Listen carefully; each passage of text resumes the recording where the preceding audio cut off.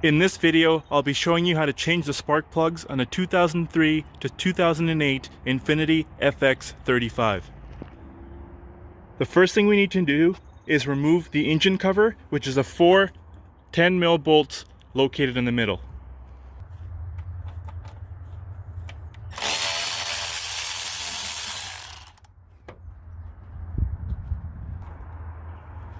With the rear 2 bolts removed and the front 2 nuts removed, go ahead and remove the engine cover.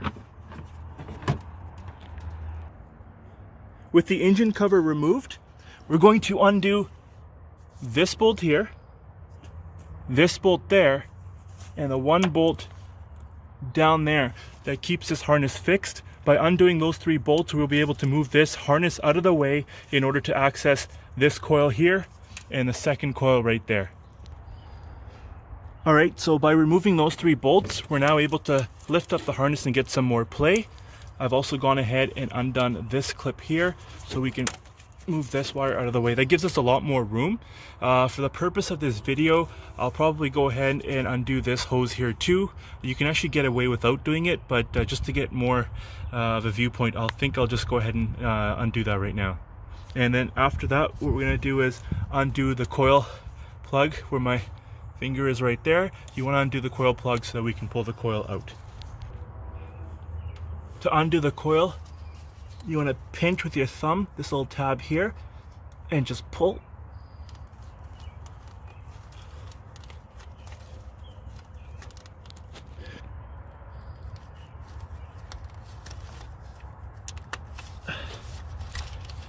So that's one plug undone. Once I remove this hose here, I'll come back on to undo the coil. Alright, so with this hose undone, I've gone ahead and pulled the wires that were sitting like so up and pulled that hose out of the way to give us full access to that coil. So I'm going to go ahead now and undo that one coil and pull it out.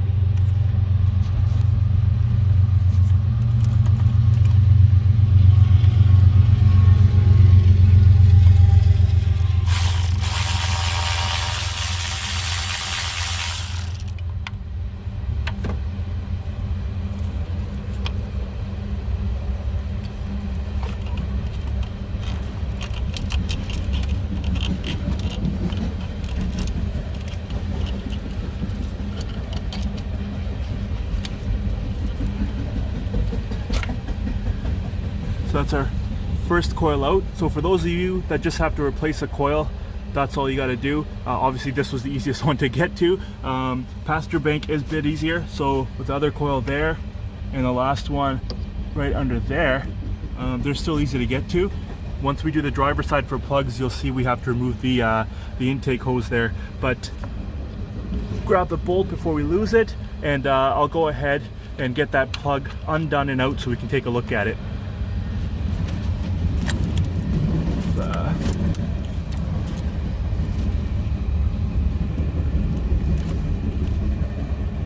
You can see just the tip of it in there now. Alright, so we're just going to go ahead and undo this first plug.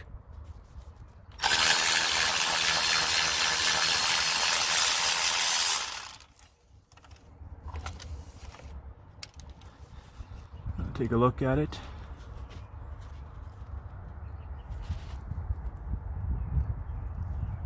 It looks like just regular wear. This truck does have 380,000 kilometers on it now. I'm not sure if these have been replaced yet or not. These are NGKRs. So I'll have to take a look at it. I forget what the OEM ones are that they come with.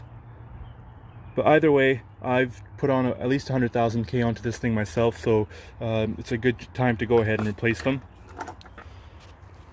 So just to compare the two, this is obviously the one that we took out of there. This is the Bosch Platinum that we're going to put in. If you can view the tip, you can see how much wear the one has that we took out versus the nice amount of tip space of this new one that we're going to put in.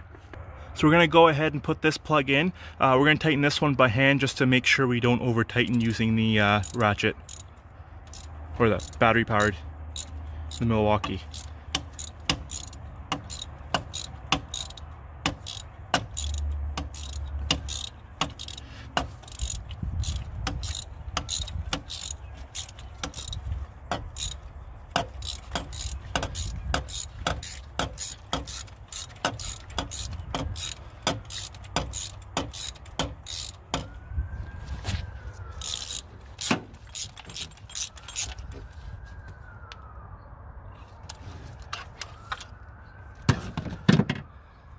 Okay, so with that back in, we're going to go ahead and put our coil back in.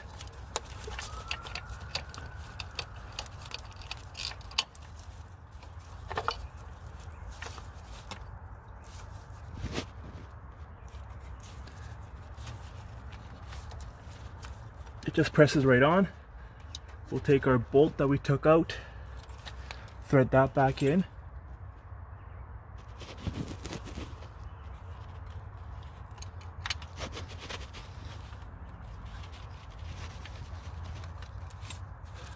That's threaded in right there. So I'm going to go ahead and tighten that up, and then we'll move on to the next one.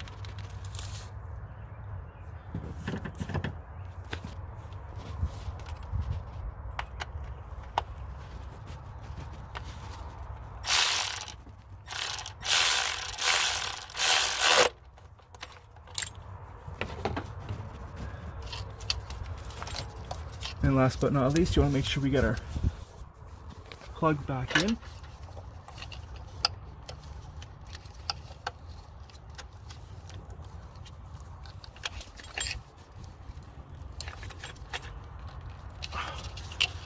There we go, that one's on. So now we can go ahead and move on to the second one right in there. Okay, so I've gone ahead and pulled the second and third coil packs off this side as well. Nothing to note. They're much easier than the first one that we had to do here that's now back in. So that's why I went ahead and took both of them out. Plugs are pulled. And I'm going to go ahead and put the new ones in. And then we're going to move on to the driver's side, and I'll update with anything to note on that side. Alright, so we've got all three of the coils back in. Plugs have been changed. The three bolts that we had done here, and down there have been put back in, as well as this pipe that I undid, or this hose, I put that one back in as well. You will not need to, most likely not need to do that. So now that that side's completely done, we'll move on to the driver's side. On the driver's side, you can just see the tip of one coil there. So this side we have to take the intake off. So I'm going to go ahead and take off the box, unplug the math, undo the intake from this bolt here, and I'm just going to take it right off from the throttle body. So and when I come back on, this elbow here, this box, this pipe here, and the air box here will all be gone. We'll just have the engine and throttle body there remaining, and we'll have full access to all three coils on this side.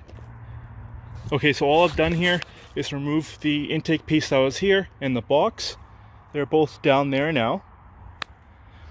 Then I unplugged the math, like I said, the bolt up here, as well as this band here, and as well as the hose clamp. So now I'm able to pull this right off.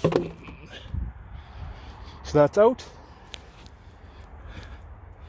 And we have full view of coil 1, 2, and 3.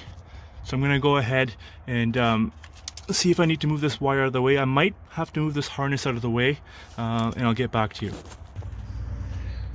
Alright, so I've unplugged all three coils. The other thing I ended up doing was this wiring harness is in the way. So I undid the 10 mil here, the 10 mil bolt up there, and there's another one back there. By doing that, you're able to pull the harness down, and you have full access. Like, this is actually much easier than the passenger side. So I'm going to go ahead and do the 10. Obviously, each of these coils is also a 10 mil. I'm going to go ahead, undo all three, pull the plugs out, and then I'll throw the other ones back in. Alright, so this side was actually much easier than the passenger side. All three plugs have been changed, just regular wear and tear. Same thing with these one, the electrodes have been worn out just from all the mileage put onto it, but other than that, everything's fine. I did notice there seems to be a valve cover leak on this side. Passenger side was fine, so this will have to be addressed at a later time. Now I'm going to go ahead and put the intake back onto this thing, plug the map back in, and then we'll go and take it for a drive and see how it drives. Alrighty, so it's all back together, although it is quite dirty. So I'm not going to put the engine cover back on yet. I'm going to take this thing for a drive, see how it runs, starts up, and then I'm going to clean the engine bay before I put the cover back onto it.